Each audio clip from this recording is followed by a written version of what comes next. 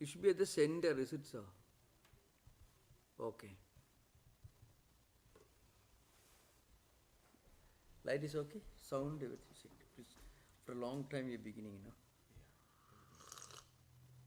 Okay. Right. Okay. Oh.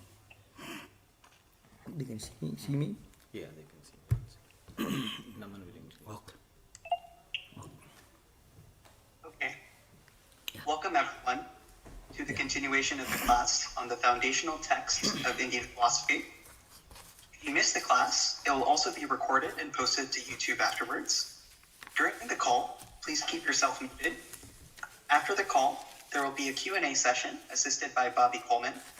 At that time, please use the raise hand feature of Zoom to maintain the queue, and please stay on mute otherwise, unless it's your turn. Thank you very much.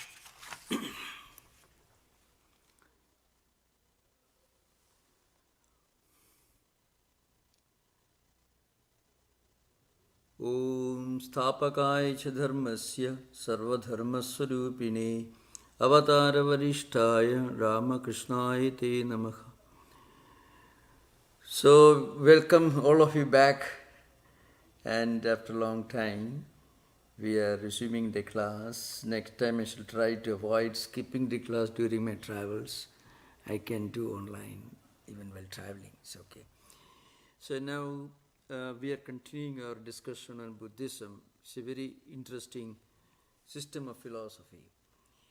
During my travel, something happened, and there were a few emails that came regarding this Buddhism. So frequently they ask this question. It's a very natural question. Now, Buddha talked about these four noble truths, nirvana, and then the eightfold spiritual disciplines. And then today we hear and read a lot about Shunya.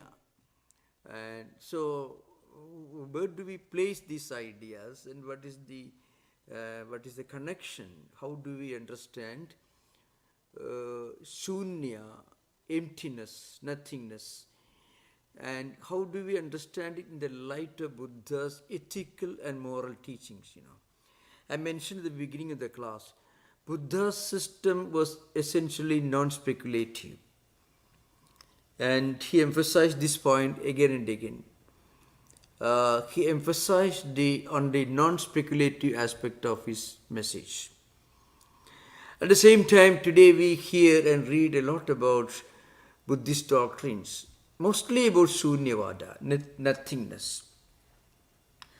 So I want to put this idea in its proper place. So Buddha tells us that we need to have a transcendental outlook towards life. But himself was not a transcendentalist. Actually, he was in a kind of spiritual empiricist. In the sense, though he talked about nirvana, he did not talk about some higher absolute reality up in the sky that we should strive to realize. He didn't talk in those terms. If he talked like that, then he would become an Advaitin, which he was not. But we are going to find out that actually he was an Advaitin in course of time. That was Vivekananda's view. Swamiji said that Buddha was only giving a humanistic interpretation of Advaita philosophy. So, first of all, he tells us that we need to understand the need for a transcendental ideal. And we develop this ideal by realizing that there is a basic fundamental imperfection or incompleteness in this world and in this life, which he called dukkha. So I want to emphasize again, by the word dukkha, he did not mean what that word means in the ordinary Sanskrit English dictionary, grief or sorrow. It was not sorrow. Sorrow is an extremely misleading and unfortunate translation of what Buddha implied by the word dukkha. This should be understood very carefully. Chattvari Arya Satyani. So Arya means noble. Satya means truths. Chaturya means four noble truths. So what he was talking about was, there is such a thing as incompleteness, that is dukkha. And there is a cause for it, there is a way out of it. And the way out of it is nirvana. Now, when he talked about nirvana, you have to remember, he talks about certain spiritual disciplines. For example, he talks about 8 disciplines. Now, if you read these 8 disciplines, if you understand what he meant by these 8 disciplines, they are not very different from the yamas and niyamas that you find in Patanjali's system. For example, Samyak Smriti, right mindfulness, that he said. But just one example, Samyak Smriti, that's the 7th one. Samyak Smriti is nothing but the right, a proper way of understanding things and keeping in our mind aware of something, at the same time without being attached to that object. Now, to begin with, Samyak Drishti, the right outlook towards life, the right attitude towards life, and then the right resolve, Samyak Sankalpa, the right way of understanding, the right way of being ready to do our duty and responsibilities, and then the right way of using our resources, like for example, Samyak walk, speaking. So thinking, speaking, seeing, attitude towards life should be right. So what did he mean by right? Samyak, the Sanskrit word, means appropriate. What he meant was, do everything, but remember, you should have a higher ideal that guides you towards nirvana. Because once you get established in these 8 disciplines, what really happens is you get nirvana. And nirvana is nothing but understanding and realizing the fundamental impermanence of everything in this world and the fundamental absence of anything permanent in this world, which Nagarjuna called Shunya. So we'll come to that very soon. Again, right conduct, Samyak Karma, then Samyak Ajiva, Samyak the right livelihood, Samyak Vyayama, Samyak right effort, and Samyak Smriti, it called Samyak Sati in Pali, and then Samyak Samadhi. These are the 8 disciplines that one should practice according to Buddha. So now when you practice this, what happens is, you realize that there is one absolute reality, but that absolute reality is not something that is visible, that is empirical. It is something that we experience. It is something that is beyond any binary definitions, binary understanding. That's an important word. Because frequently, the English translation for one important philosophical method used by Nagarjuna in Madhyamika Karika is Tetelemma, we call it. That means Chaduskodi. So that means 4 modes or 4 ways or 4 possibilities of looking at reality. It's called Chaduskodi. So Kodi means a mode. 4 possibilities, 4 different ways of looking at reality. And Nagarjuna uses this term to negation of any external appearances, any internal appearances, Atma or consciousness, and even the absolutization of the concept of Shunya, which is the absolute principle in Nagarjuna. We'll very soon find out. Now, before going further, I would like to explain what is Chaduskodi. Chaduskodi is used in Advaita based on Shankaracharya's commentaries on Brihadaranyaka Upanishad, Mandukya Upanishad, so on. Those of you are familiar with the well-known Mandukya series in our own Vedanta Society's channel, Nanda Prakyam, Na Bhish Prakyam, No Veda Prakyam, Na Prakyam, Na Prakyam, etc. Na means negation, rejection. It is not Chaduskodi, actually it is Chadus means four. Nagarjuna is talking about four kinds of negation, fourfold negation of anything. When you negate these four different possibilities, what happens is you realize the absolute truth, which is Shunya. So one is, there is no such thing as any external appearances which is permanent, nothing internal appearances is permanent, and no consciousness, no Atman, nothing. Even Shunya cannot be called Shunya in the absolute sense, because if you define Shunya as Shunya, then it becomes defined, and when it is defined, then it is no more Shunya, because Shunya is beyond all possible verbalizations.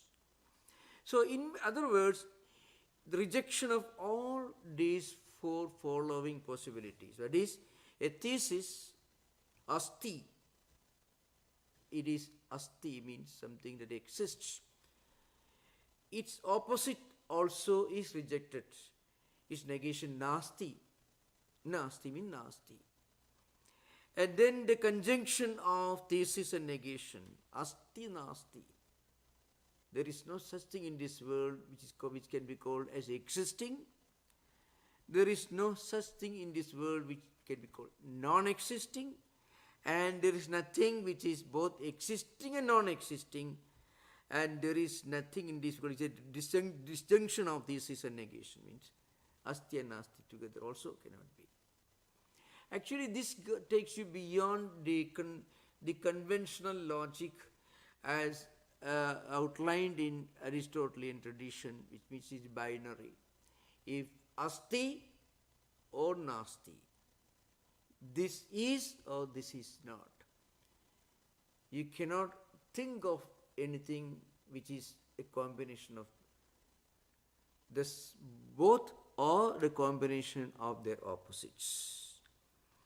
So this is central to Nagarjuna's philosophy of Shunyata, because it completely reconstructs the conventional logic and fixed views and rigidities, and it helps you to understand the absolute reality. Because what are these four possible prepositions that Nagarjuna is trying to negate and reject? One is, it is true, asti.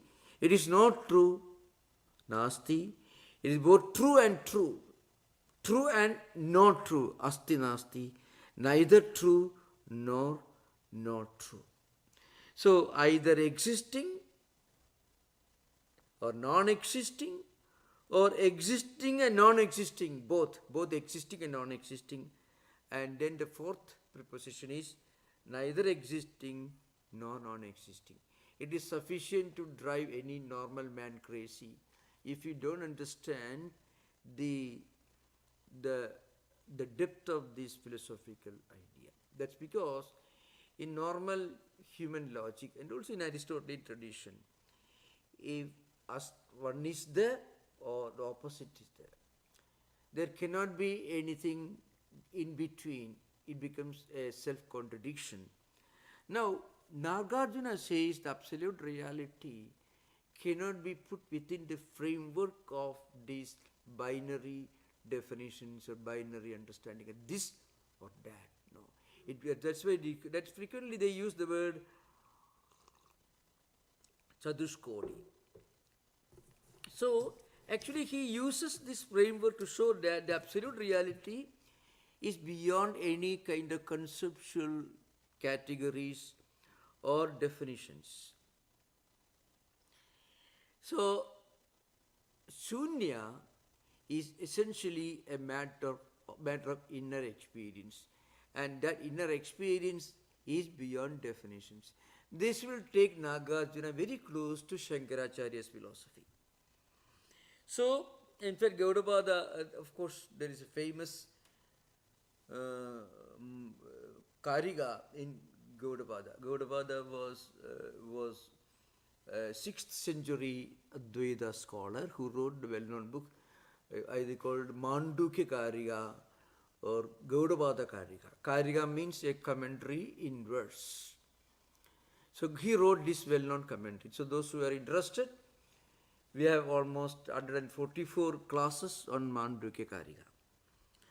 So Gaudapada in 6th century, that means almost 300 years or 200 years after Nagarjuna, Gaudapada writes, Asti nasti iti vadineha chala sthira ubhaya abhavaihi avrunodi esha balishaha. So, people who are ignorant, they think of the absolute reality as something that is existing or as something that is non-existing or as something that is both existing and non-existing or as something that is neither existing nor non-existing. So, the idea of Chadushkodi became popular mostly after Nagarjuna's philosophy. Madhyamika Kariga is a Bible of Nagarjuna, Shunyavada. Moola Madhyama Shastram it is called. It became very popular in Western world and it drew great attention. But you have to remember that a much more ancient text like Mandukya Upanishad, 7th mantra is nothing but a very, very profound exposition of this trilemma, what we call Chadushkodi. That is a kind of argument which consists of 4 prepositions which are rejected. 4 possibilities are rejected. The importance of this concept in the history of modern logic is, it was Nagarjuna's system that first drew attention of Western scholars to the idea that there is a higher logic than Aristotle could ever have dreamt of. That means something which transcends all possible human conceptions. So it goes beyond the binary system of Nagarjuna. Aristotle. Aristotle's system limited human logic to the binary level. The Nagarjuna system showed a possibility of going beyond the binary prepositions, binary opposites. So now by the commentators like Anandagiri, who wrote a commentary, and of course Shankaracharya wrote the main commentary, and Anandagiri wrote a short note commentary called Tiga on Shankara Bhashya. So it made very clear in those books that some of the philosophers of ancient times used to believe that Atma is existing or Atma is non-existing. Atma asti Vaisheshikas, that means the Kannada school. And Atma nasti Vainashika, mostly the Vijnanavadins. And a small school, a fringe school of Indian philosophers called Jaina school, Digambaras, they believe asti nasti, called Sadasatvadinaha. The Jaina philosophers, they are very liberal. Oh, it may be existing, it may not be existing, it may not be existing and non-existing. It's called Syadvada, which doesn't have a very prominent place in the hierarchy of Indian philosophical systems. And then Shunyavadins, they say, nasti nasti. They emphasized the absence or the non-existence of anything that is permanent in this world. So, in order to emphasize this, this truth of the non-existence of anything permanent, Nagarjuna brought in this idea of Chaduskodi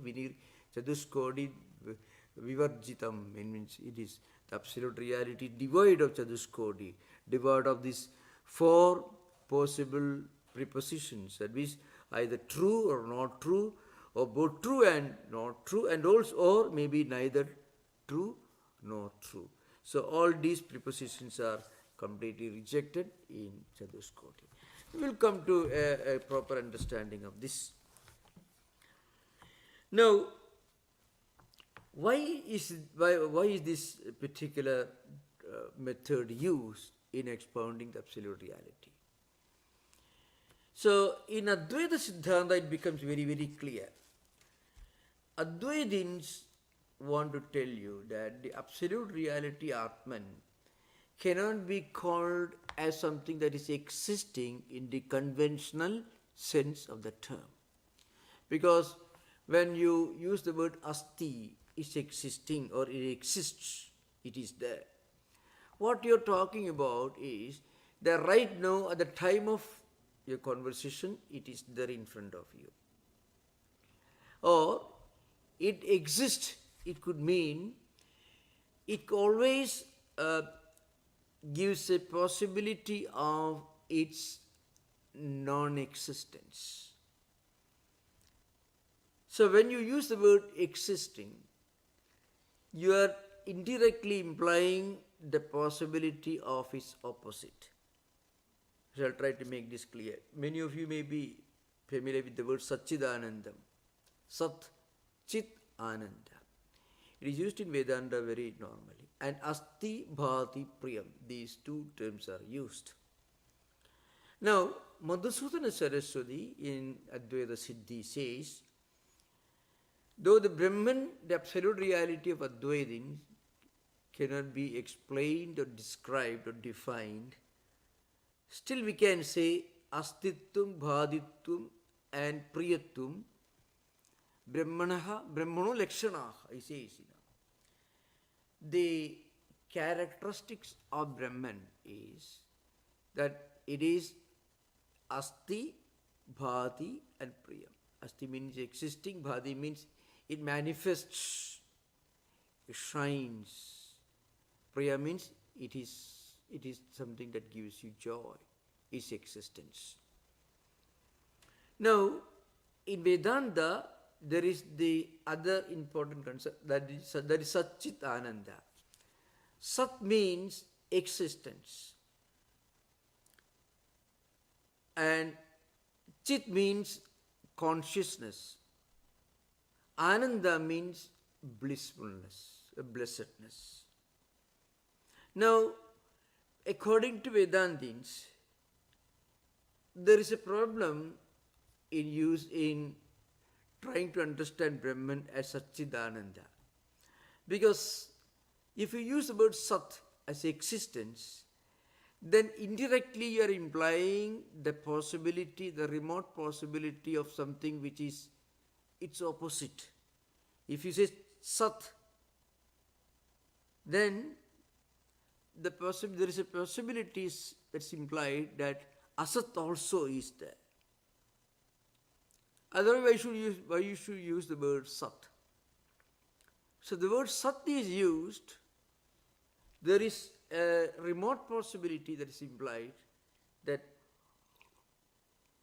Asat also may be there.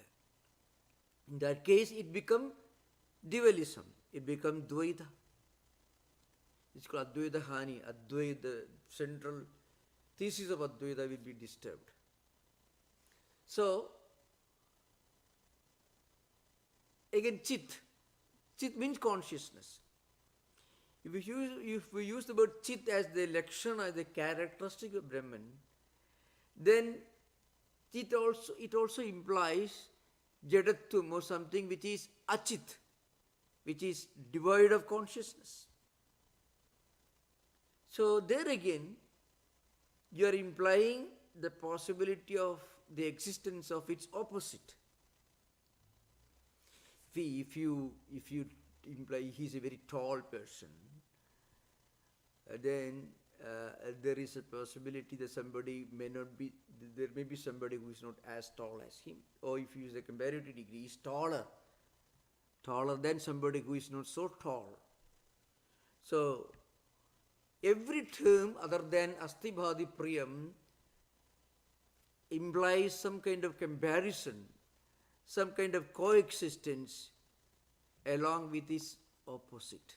So if you use the word chit, it means conscious, you are implying the possibility, a remote possibility of its opposite also existing. I mean, achit also may be there. Jada means adijada. Ananda. Ananda means blessedness. If you define Brahman as Ananda, then it implying that there is something which is opposite dukkha. Now, so Madhusudana says, Astitvam, Bhaditvam, Priyatvam. You are not saying something which is existing. You are implying the reality of existence. Astitva means the fact of it being existing, not something which is existing, but the reality, the fact of its existence is the word astitvam. So asti, bhadi, it manifests, it shines. So there, bhadi, the manifestation is devoid of its opposite, like a coin with only one side. One may ask this question, in fact, asti also, say nasti or may be there, but no. Here, asti means it is the existence itself. Existence itself, without anything connected to it. That is asti. And then bhadi, manifestation itself. Manifestation as such. Again, priya. When there is something existing, when we are aware of it, we become attached to it, it becomes dear to us. That's why Madhusudana Saraswati, trying to analyze the tadastha lakshana, that is, yato vaimani bhudani jayante, etc., indirect or remote definition or understanding. Then Surupa lakshana, that is Satchidananda. After analyzing this, he says the nearest way or the closest way of understanding Brahman is Asti Bhadi Priyam. Again, these do not constitute the definition of Brahman. This is as far as human mind can conceive of something which cannot be actually conceived, which cannot be mentally defined. So, when you use human language to explain something which human language cannot explain, when you use words to explain something which words cannot explain, this is as far as human mind can go. This is a great thesis that Madhusudana writes in Advaita. Madhusudana lived in 16th century, almost 1,000 years after Nagarjuna. Nagarjuna is also using the same technique. So Nagarjuna is denying everything. Of course, this idea of Chatuskodhi originally comes from Buddha's own discourse. Somebody asked Buddha, after death, will you be existing? Tathagata will exist after death? He said no. That means he will not be existing? No. So he will be existing and non-existing? No. He will be neither existing nor non-existing? No. So that is it based on this original source of the Chatuskodhi comes from Buddha. So Buddha was trying to imply that human conception, intellectual construction cannot approach or define or describe the absolute reality. In other words, Shunyada is nothing but nirvana in experience. Now, one may ask this question. When a person, when a spiritual seeker first realizes that, well, this world of worldly enjoyments and pleasures, they do have a fundamental incompleteness, imperfection, which is called dukkha. In that case, what happens, then you should realize that, first of all, everything in this world has its limitation. The spiritual journey in Buddhism and also Vedanta begins here. As we described this when we are describing Vivekchudamani, maybe I think day for yesterday. The first step in understanding Vedanta is that first of all you should know this world with all its enjoyments and pleasures and experiences, they may be okay, but there is something essentially wanting, something lacking, something incomplete or imperfect about all that we normally consider as valuable, as important, as significant in our life. And that is Nitya Anitya Vastu Viveka. I mean, all these things we call Anitya, they do have one problem: they don't exist for all times.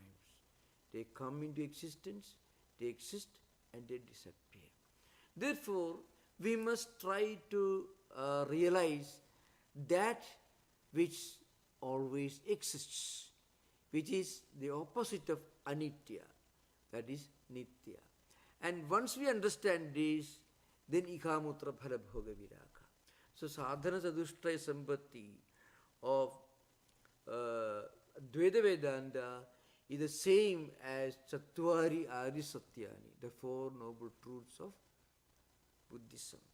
Because once you realize that all these empirical worldly things, they are imperfect and they are not everlasting, they are perishable, then you feel a kind of indifference, a disregard, a kind of you ignore these things, you try to look for something transcendental, that is nitya. Then ikamutra parabhoga viraka. Then what happens is you feel a kind of inner renunciation of worldly things. And when this happens, what really happens is samadhi shakka sampatti, samadhyama uparadita diksha saddha samadhanam. Mental discipline, self-restraint, restraining the senses, restraining the mind, restraining the thoughts, restraining our emotions. When this happens, what happens is we become focused on nirvana. This is Buddha's scheme. So we'll come to that later, in course of time. So now we will try to explain this in the light of Buddha's own Eight Noble Truths, and then we will understand that Buddhism is nothing but, Buddhist idea of Shunya is nothing but another word for Atman. What Buddha called Shunya is called Brahman in Vedanta. Either Shunya implies that there is nothing in this world which can be called permanent. Purna means if you take a different look, then there is something which is all-pervading. But the world as such is imperfect or incomplete. But the world seen as the manifestation of the Absolute is real.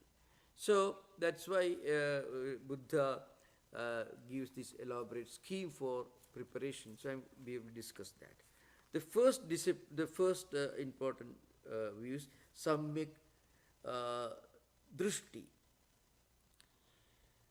the right view.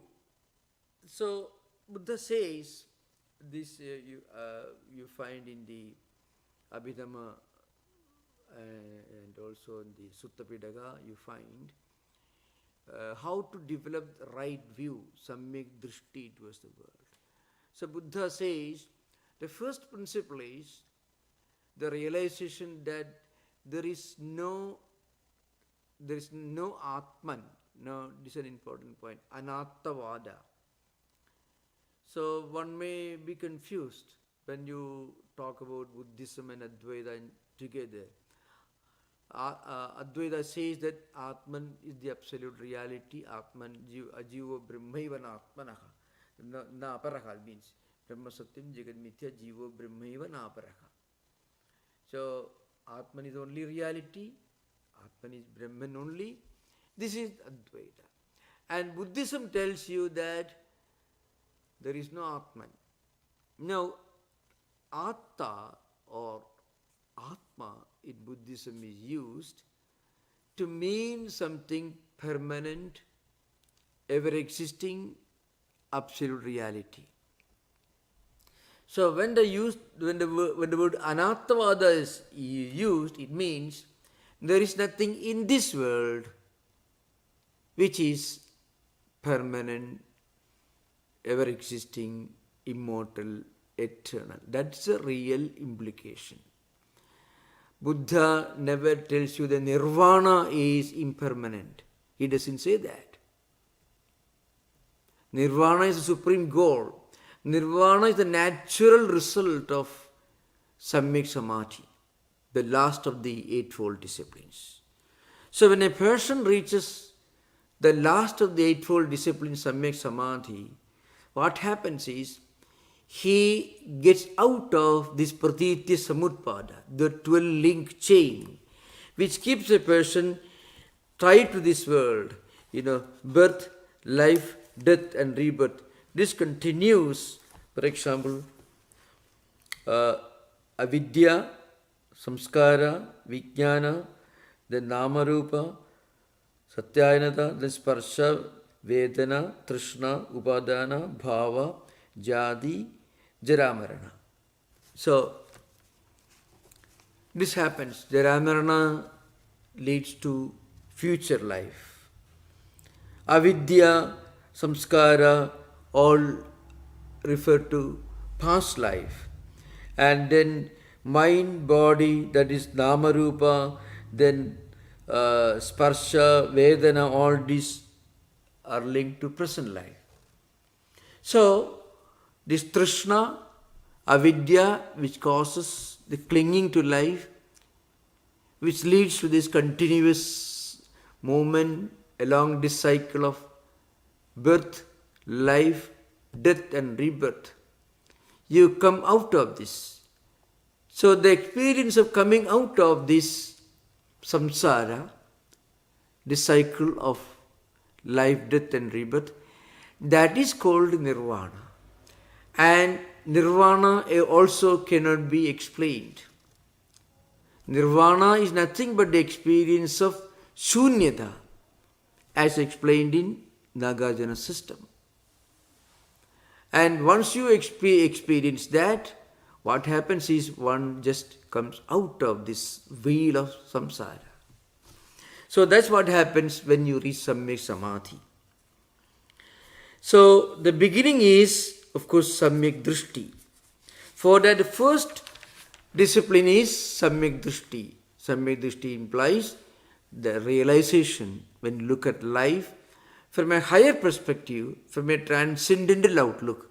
Then we realize life in this world, the world of senses, the world of birth, life, death and rebirth, there is something essentially impermanent and imperfect, that dukkha, the realization of the reality of dukkha, is the beginning of Samyak Drishti. Now when we realize this Samyak Sankalpa, then what happens if we take the right resolve, a strong determination to try to come out of this wheel of samsara, this dukkha.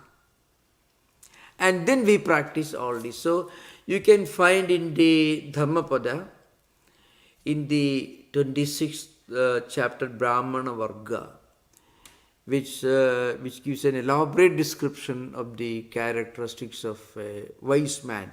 Brahmana Varga means the chapter dealing with the characteristics of a wise person. So you find examples of proper talk, proper conversation, proper way of doing things, all that you find in Dhammapada, in the book. That is samyak speech, that is control of speech. Our conversation, our talk should be proper, should be appropriate, should not create any tension, conflict. Frequently, traditional Buddhist philosophers who are also familiar with Vedanta, they frequently quote these verses from Bhagavad Gita. I mean, the person from whom nobody expresses any fear, or person of whom nobody is afraid, and a person who is not afraid of anybody. That sort of using resources, our resources like speech, and also proper context. So here also you can find Buddhist traditions tell you that you have to draw examples from Buddha's own Jataka tales. Buddha's own evolution, going through 543 life cycles.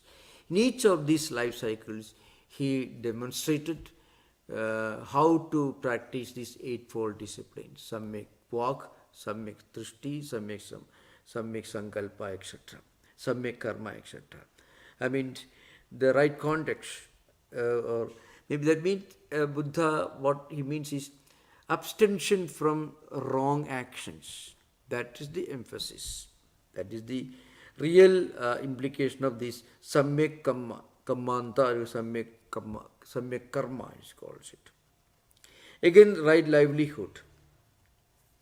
So, when we renounce wrong speech and wrong actions, what happens is then when we are able to live a right livelihood in a proper manner. So the necessity of these rules lies in showing that even for the sake of maintaining life, one should not do anything that is forbidden. So again, you can find examples in Buddha's own life.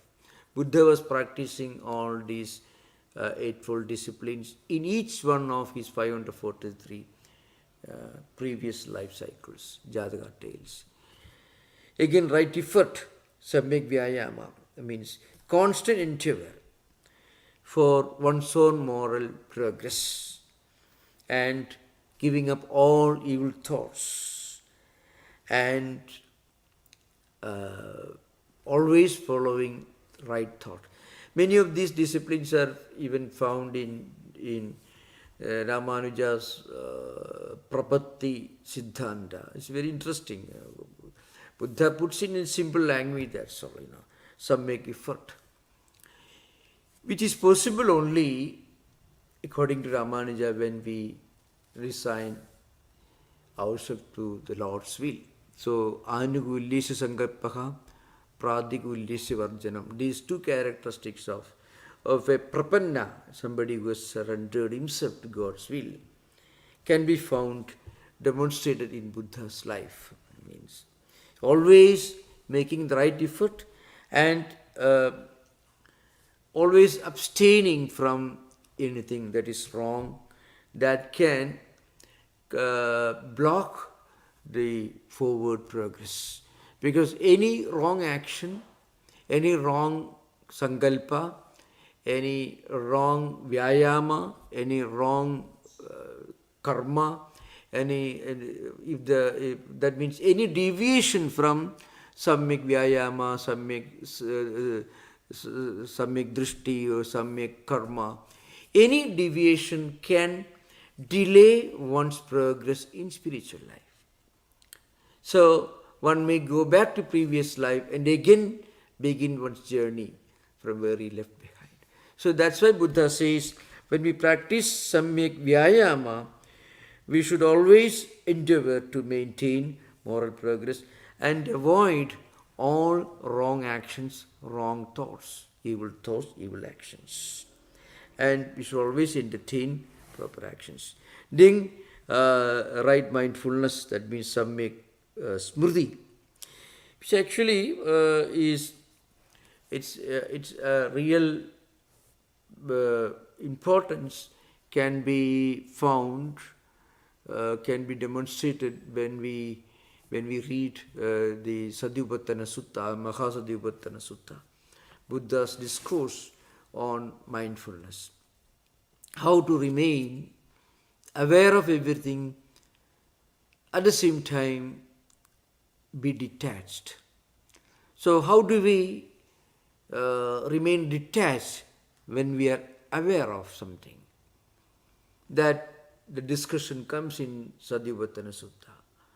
Satyupattana Sutta is a shorter one which is meant for monks, and Mahasatyupattana Sutta was meant for the laity.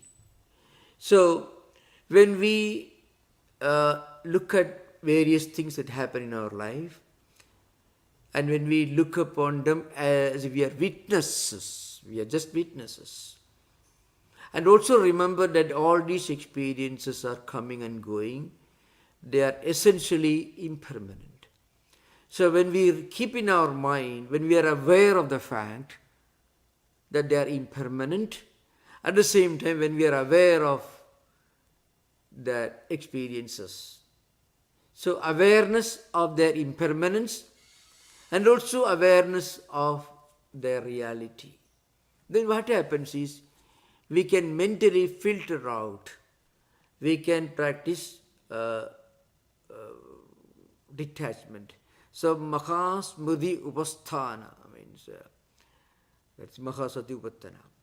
So a proper memory, proper awareness, at the same time be established in that awareness and also in the detachment. So when we are detached to something that we are aware of, the experiences that we are aware of will not leave any samskara or vritti in our mind.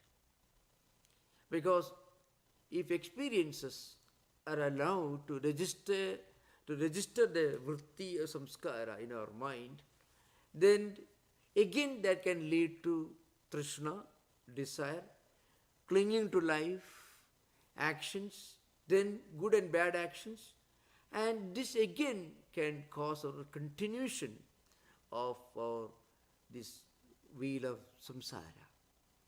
So that's why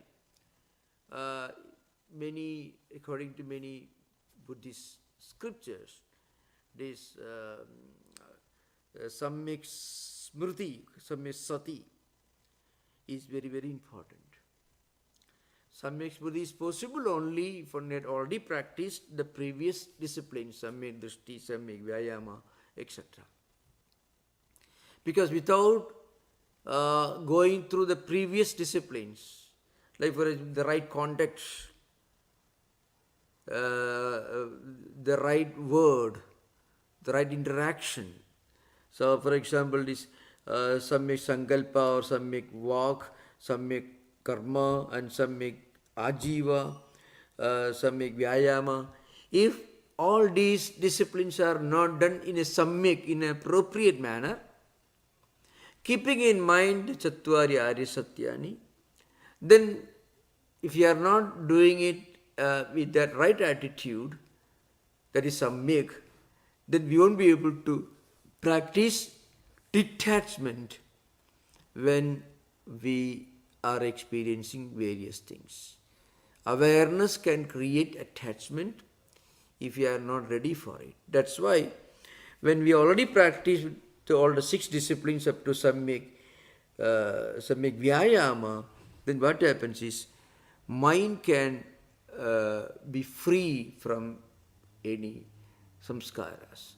So such a person will be able to practice awareness and also detachment. Be aware of something, but also mentally one should be able to detach himself from it. When this happens, no vritti, no samskara is left in the chittam, and therefore there will be no cause for embodiment, for the continuation of the samsara.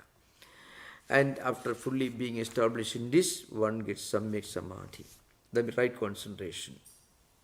It's the last step, and this leads to nirvana.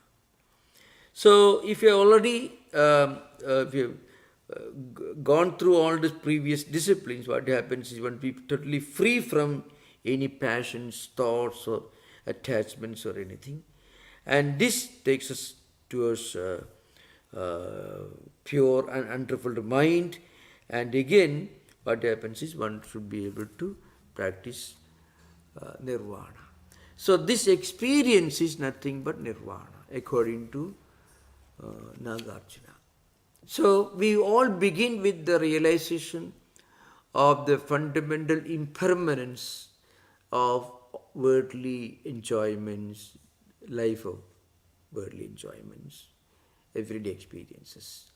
Not that we should run away from it, but realize that they're essentially impermanent, imperfect, incomplete. From that, we slowly start practicing these eightfold disciplines. And when we have fully established the eightfold disciplines, what happens is nirvana. According to some Buddhist philosophers, nirvana is something compared to extinction of a lamp. When the wick, everything is gone, nothing left behind. But Buddhist philosophers were frequently engaged in debates with non-Buddhist philosophers. So very often the debate was this: well, if you attain nirvana, and nirvana is certainly nirvana, the freedom from samsara, from the wheel of birth, life, and rebirth, and so on. So in that case, who is attaining the nirvana? So Buddha did not give a proper answer. So Buddha, as I mentioned, in one of the discussions, Buddha did not say yes or no, or rather he just left the ultimate answer unsaid. That means, when, as I mentioned earlier, when the disciple asked Buddha, Tathagata will remain after death, he said, no. No, I mean, he won't remain, that also is not correct. So all the four prepositions are negated in Buddha's conversation in the disciples. Out of this you find Nagarjuna developed the Chatuskodhi, rejection of the four possible prepositions. And that means life is not to be limited to binary opposites. Life, its meaning is much more complex. So that is a great contribution of Nagarjuna.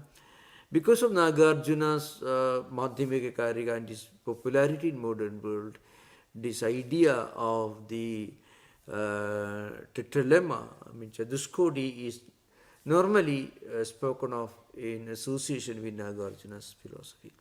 But its origins can be found in the Mandukya Upanishad, the Brihadaranyaka Upanishad, where the ultimate reality, Brahman or Atman, is spoken of as indescribable, non-definable, unapproachable. Pancha Shabda Pravritti Nishedhaka means beyond any kind of verbalizations. So from that, Nagarjuna developed this wonderful concept of Chatuskodhi in his attempt to emphasize the non-describability of Shunya. He took resort to the Chatuskodhi. So now we can have interaction. Maybe after a long time you may have more doubts, and we are continuing the session today onwards. Thank you, most welcome. Yeah. Thank you, Maharaj. Thank you. I'll be looking for the raised hands and also any comments on the Zoom meeting chat and also on the live YouTube stream. If there's a question there, I'll find it and ask for you. Shri Ram, your hand is up. Please proceed. Unmute, please.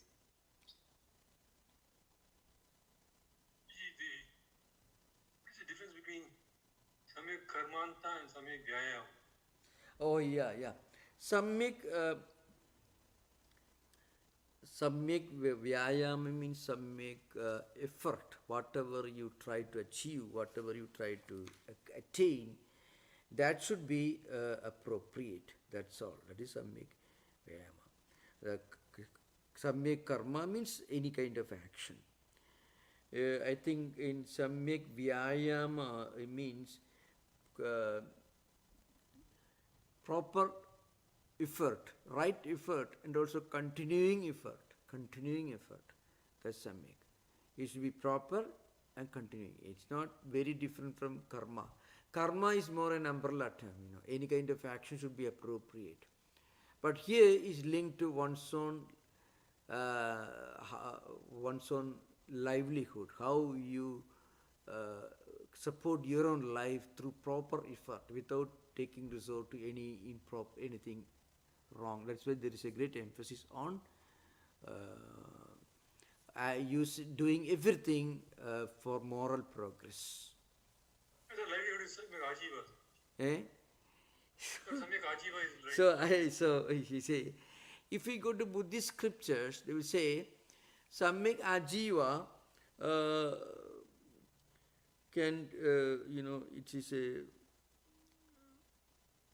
it means livelihood. Yeah, maintaining life with honest means. That's livelihood. So effort means effort. Samyak Vyayama can mean effort. Samyak Ajiva also can mean effort, because right livelihood is the real meaning of Ajiva here. Right livelihood, how you live.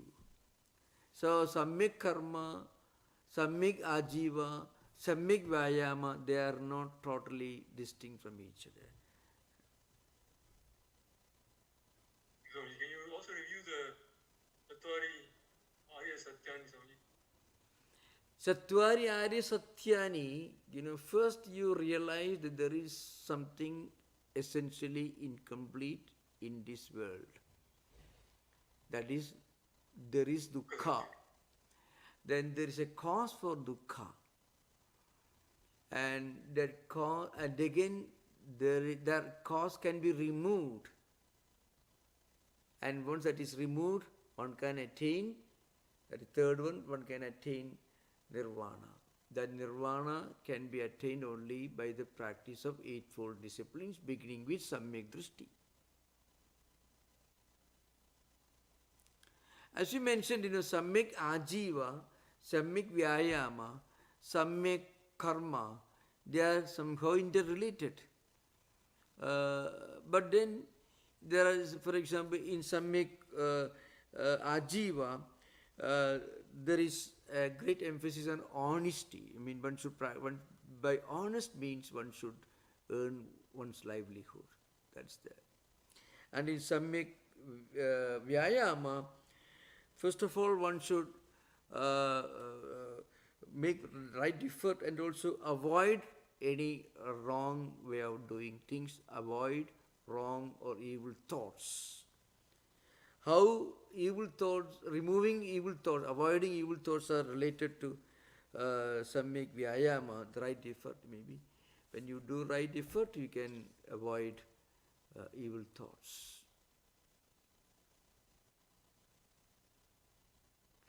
I can tell you that anyone who actually practices this, they all come together. Only the 7th and 8th are advanced stages. The other can come together. When you have the right attitude, then you will be doing the right karma. Then your ajiva, your livelihood, your effort, your vyayama, your karma, everything will be appropriate. Only Samyak Smriti and Samyak Samadhi, 7th and 8th, are more advanced. But that also naturally happens when you are fully established in all the 6 disciplines. 7th Samyak Smriti also becomes natural and easy. Remember one thing you have to remember, see, I mentioned this. In spiritual life, it doesn't happen 1, then 2, then 3 like that. That's not our mind doesn't function like that, He said, first let me get established Samyak Drishti. Then it doesn't happen like that. When you develop Samyak Drishti, the mind automatically, we'll start thinking of practicing samyak karma, samyak vyayama, samyak ajiva, and samyak sankalpa. All these come automatically. In life, they come together, but not like when you do working with a machine, you can't do all of a sudden. 1, 2, 3, you have to go. But in life, the speed of the mind is higher than the speed of physical activity. When you take the right samyak sankalpa, along with that samyak karma also will come. Again, your samyak, if drishti is proper, the right view, then you can't do anything which is not samyak, which is not appropriate, which is not right. With the same mind will naturally prompt you to do things properly. Thank you, Maharaj. Yeah. Sri Rama, you all set, or is there more? Thank you. Yeah. Thank you, Sri Rama. Thank you. Yeah. Thank you. Shay, your hand is next, and please unmute. I see you have. Okay, go ahead. Hello. Yeah. My question, you have mentioned that Nagarjuna doesn't lift, but he was inspired by some language of Mandukya Upanishad. There's one word that you said was shared, this prapancho pashamam. Can you explain this word and what it means, and if it's different between the contexts? Thank you. Prapancho pashamam shantam shivam advaitam chadutham maninde sa atma sa viknyega. This is the 7th mantra of Mandukya Upanishad. Actually, the most important mantra of Mandukya Upanishad. It begins like Nanda Prakyam, Nabhi Prakyam, Naveda Prakyam, etc. So, Prapanchopashamam, Prapancha means this world, the experience, the world of our empirical experiences, the 5 senses and mind, whatever they perceive, is Prapancha. Upashama means they get self-destroyed, self-dissolved. Now, when in a way, this can be very easily interpreted in the light of Buddhist concept of nirvana. In nirvana, this is what really happens. The prapancha gets self-dissolved, and when that happens, there is no more rebirth. So in Vedanta, what it means is, the world of 5 senses and mind as a permanent reality, that completely disappears. And when that disappears, you continue living in this world, but your outlook towards the world will be different. You won't be looking at this world as something to be enjoyed or something enjoyable, something that is very important. You may live in this world, but the world is not a big deal for you. So the world practically gets dissolved in anything. To give an example in the Vedanta, Shankara's commentary, when you are seeing a piece of rope in the semi-dark room, you mistake that it is a snake. When you bring light, that snake gets self-dissolved into the rope.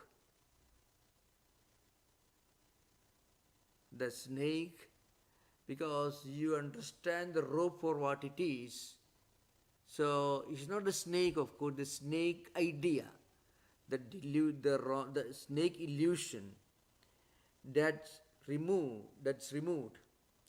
But where the snake was lying, right now you see the rope. So where did the snake go? It didn't go out of the room through the window or the door.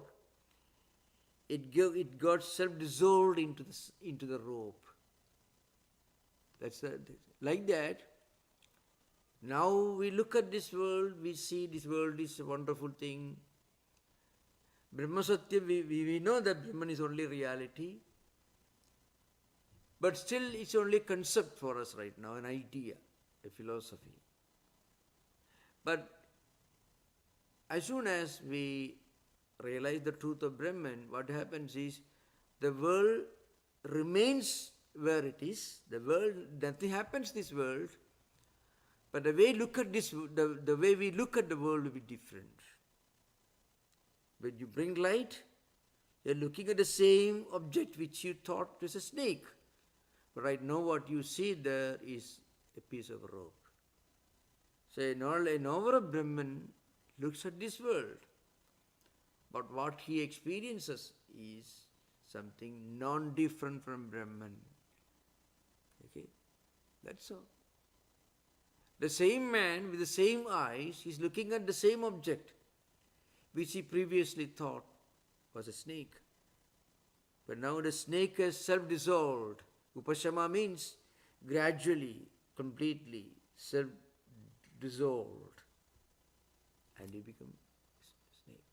Actually, the world did not disappear. The snake also did not disappear because there was no snake, really speaking. The snake did not merge into the rope.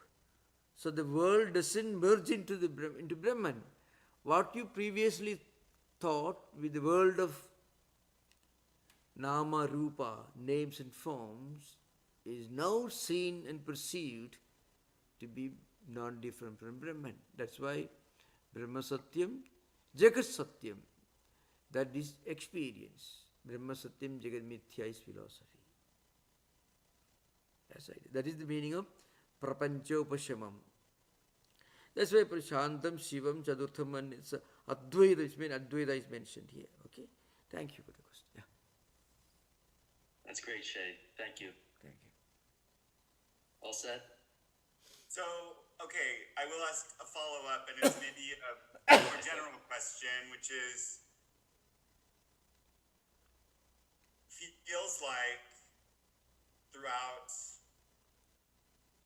this, the many centuries, there is this dialogue between Buddhism and Vedanta, and there's great lengths to differentiate, right? Like, to say our view is different from the Buddhist view in this way. But in reality, it feels like if you experience this Prapanchopashamam, there is no different, like, the end of the line is the same, right? It's like, or it is not even the same, it's not different, right? This Prapanchopashamam is the same, and maybe the snake is dissolving to a rope, or the snake is just dissolving, but really there's this stark differentiation is a philosophical one, but not really one of the end. Yeah. When you talk about the debates between Buddhism and Advaita Vedanta in 9th century or 10th century, you have to remember it was a fashion, part of intellectual culture in those days, to study, write books and engage in debates. So that also should be kept in mind. Great Buddhist monks and great Advaita Vedantic monks used to meet and discuss and debate, write books. It was part of an intellectual culture at that time. Nobody was quarreling. See, recently I went to Cambodia to see the Angkor Wat. The greatest Hindu temple, the largest Hindu temple in the world is Angkor Wat, not in India, but in Cambodia. That place, that temple, today, it looks like a Buddhist temple, Now you can find Vishnu had 4 hands, now 2 hands are there, but looks like Buddha. So, according to the king who ruled the place, the religion changed hands. There was a Hindu king who actually built it, Suryavarman. It was a Hindu temple, Vishnu temple, but then and after that, Buddhist king came and he converted into a Buddhist place. Again, it happened again and again, so many temples there. So now, they changed the temple from Buddhist to Hindu and back to Buddhist, it happened. In India, what happened was, when you don't agree with Buddhism, you write a book or commentary, and then you have debates. This is what they did all the time.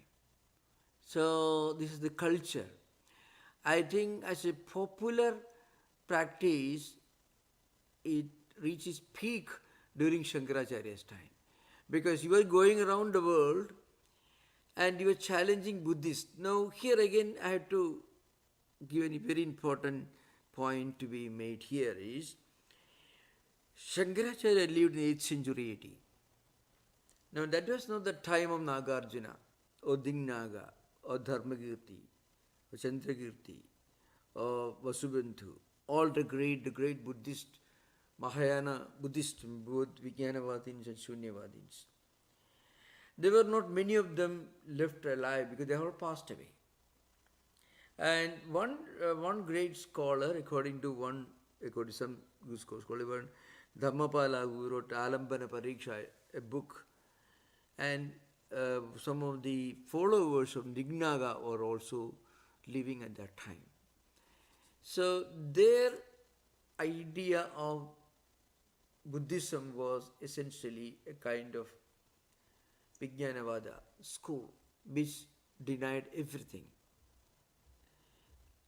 And Shunyavada became a kind of nihilism.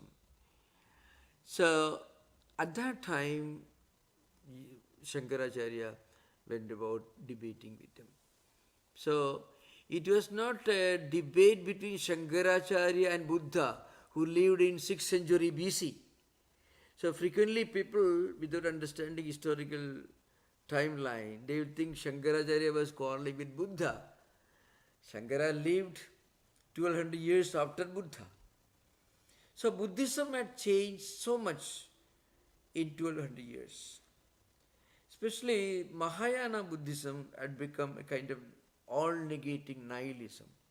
Vijnanavada and Shunyavada both became a kind of world-negating, extreme kind of intellectualism.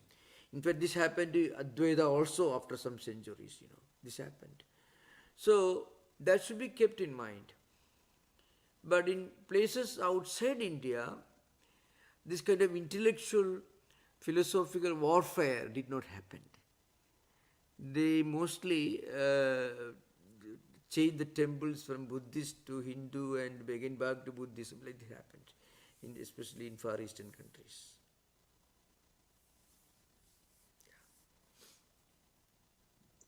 Thank you. Yeah. Thank you, Maharaj. David, with a little more forbearance, please. Just following on that question of differences, Maharaj. Yeah. Did this play itself out in the 20th century during Indian independence movement?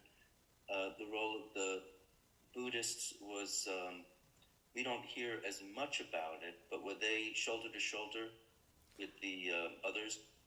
Yeah, there were not so many Buddhists in India to begin with at that time. I mean, to become so significant, There were great Buddhists. Ambedkar, the great constitutional expert, was a Buddhist. He became a Buddhist actually. There were some revolts against casteism in Orthodox Hinduism, even in 20th century. And many people actually got converted into Buddhism even in 20th century it happened. But then they were in small isolated places, maybe a few tens of thousands that will be very insignificant in a huge, demographically very huge country like India, There were certainly some cases where people who were outcast within Hinduism. That is in the 1950s and 60s. They got converted into Buddhism as a revolt against the social injustices within Hindu society. Gandhi was one of the champions of eradication of these social injustices. So under Gandhi, there was a lot of reform movements. Now it's gone completely. But as you mentioned, there was certainly a trend among some Hindu groups to become Buddhist. But it's totally non-violent, in a very, very non-violent manner, unlike the time of Islam. Christian missionaries also did, but Gandhi had to write an article, he published in our own publication, Vedanta Kesari, said, I would rather welcome Jesus Christ. We need more and more of the teachings of Jesus Christ, but less and less of missionaries. Gandhi wrote. we need more and more of the teachings of Jesus and less of the missionaries. So Gandhi was a staunch champion of interfaith dialogue and great admirer of Christianity, rather Jesus and his teachings, but not of missionaries. So you find. Thank you, Maharaj. I guess it comes under the category of applied philosophy. Yeah. Thanks for Thank answering you. that question. David, please go ahead. Yeah. Welcome back. Yeah, welcome back, David. Yeah. After Hello, long time. Swami. Yeah. I'm reminded in this discussion, I wonder if Buddhism had changed so much that it was perhaps not as effective. Because I remember with discussions with Swami Seshananda, he said that he did not think it was possible to realize without a positive. So the concept of Atman, Yeah. that just pure negation, he didn't think that would be effective. He didn't even think that could work as a spiritual practice. That's true. However, when you attain nirvana, who is attaining nirvana? Liberation. So that question is frequently raised in the debates between Buddhists and Advaitins. So that's why Buddha was not even an agnostic, leave alone being an atheist. He was not even agnostic. For some reason, he was silent on some of the fundamental metaphysical questions of the existence of a monotheistic God as such. Buddha did not deny, but he never affirmed, I think. In that respect, he is called an agnostic. But then, for all practical purposes, Buddha himself became one of the deities in India. Some of the biggest temples, I mentioned this Angkor Wat, is a Buddhist temple right now. It's a Buddhist temple. Just imagine a huge structure, which is, it is supposed to be the biggest, largest religious place in the world. It's a Buddhist center, Buddhist temple right now. So Buddha himself became a big monotheistic god for all practical purposes, everywhere. So, though he himself didn't want that, certainly not, but then he himself was against temple worship as such, but he himself became a temple deity in course of time. Yeah. So I had another question. You'd mentioned, is the word in the Eightfold Path, do they use the word samadhi? Did I hear you right? Yeah, Samyak Samadhi. Samyak Samadhi, Sanskrit word, means the right concentration. That is used, that's the last eight discipline in the Eightfold Discipline, Samyak Samadhi. Samyak Smriti is the seventh, Samyak Samadhi is the eighth, really speaking. Of course, yeah. What does he mean by that use of the word samadhi? What does he mean by that? As related to like Advaita Vedanta or Nirvikalpa Samadhi, those kinds of things. Yeah. I mean, the first stage of concentration is on reasoning and investigation regarding the truth. So, pure thinking and then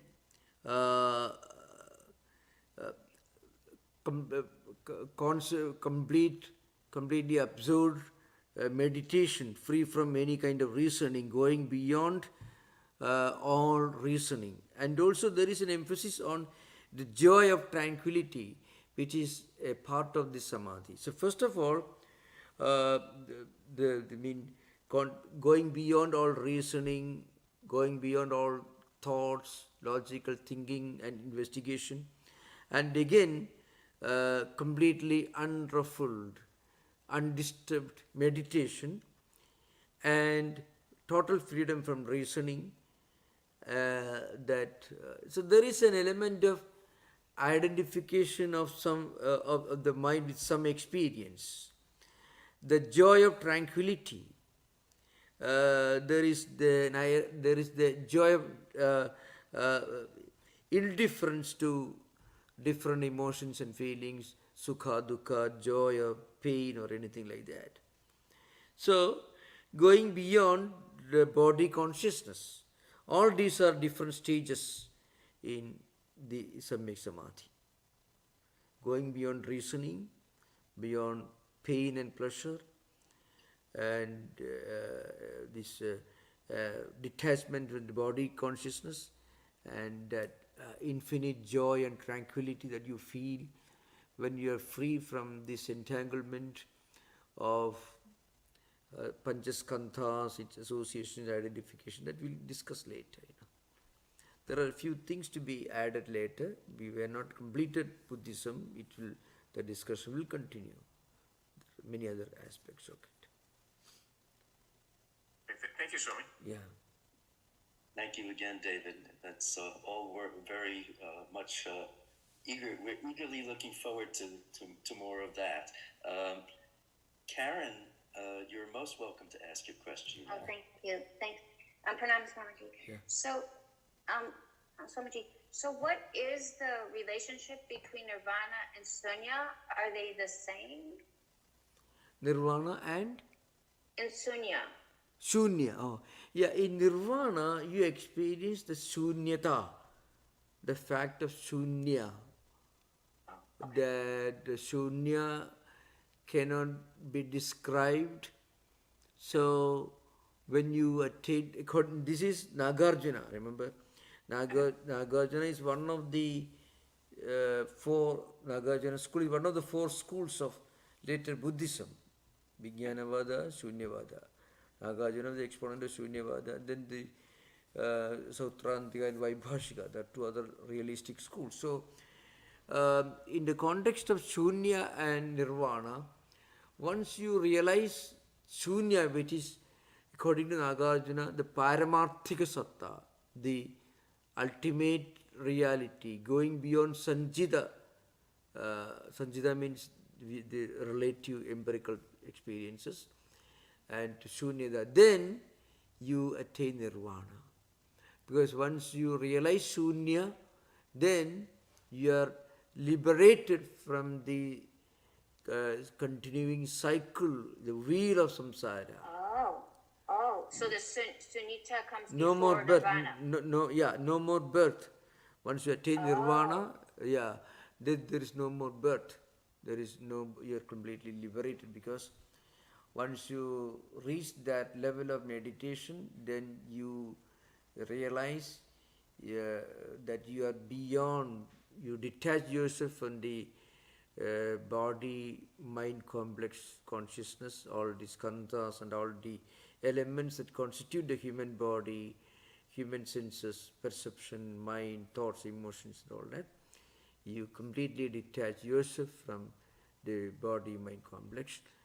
And once you detach yourself from body-mind complex completely, at the 8th stage, then there is no more desire left, no more clinging to life.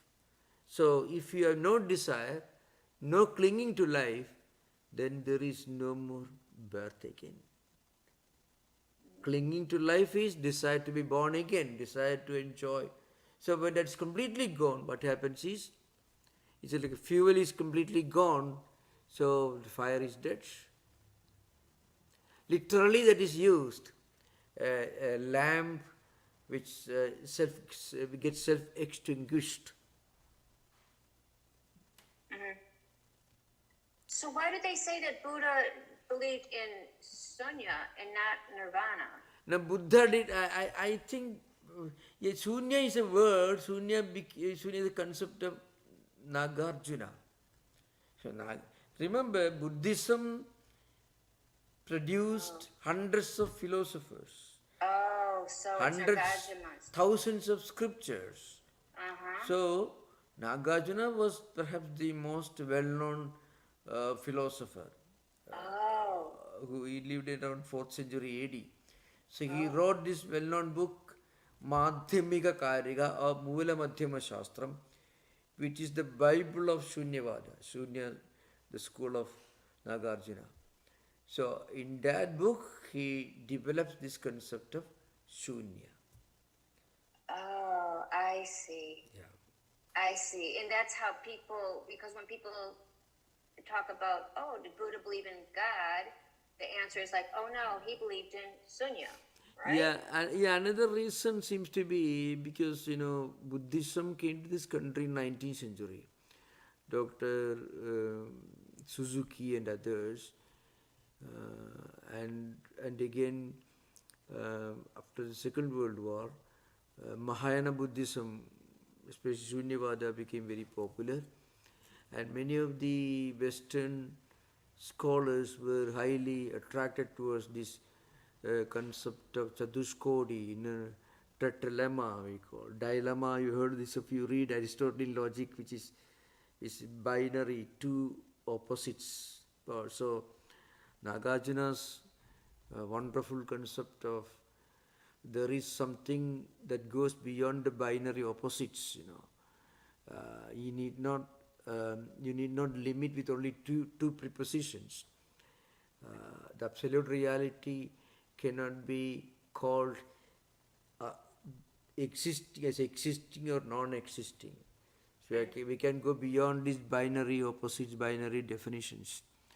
There may be something which is existing and non-existing are combined. That takes you far beyond Aristotelian logic.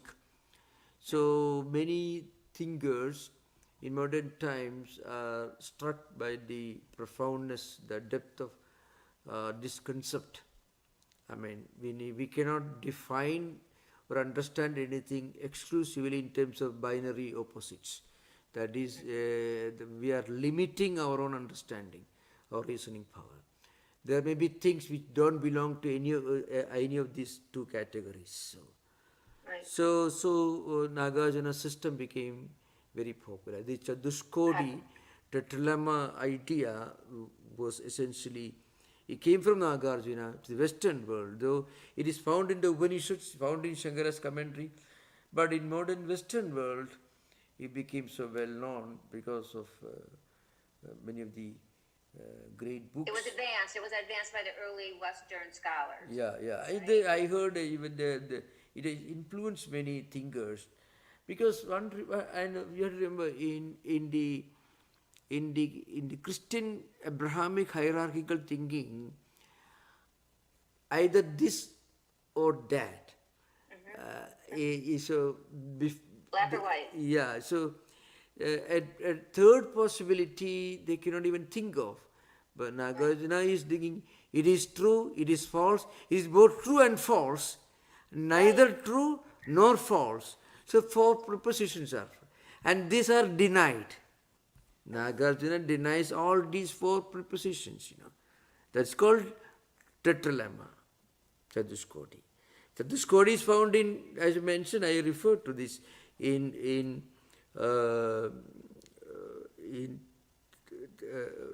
Gaudavada Kariga, in Alada Shanti Prakaranam, the 4th chapter of the Mandukya Kariga, you find this. Okay.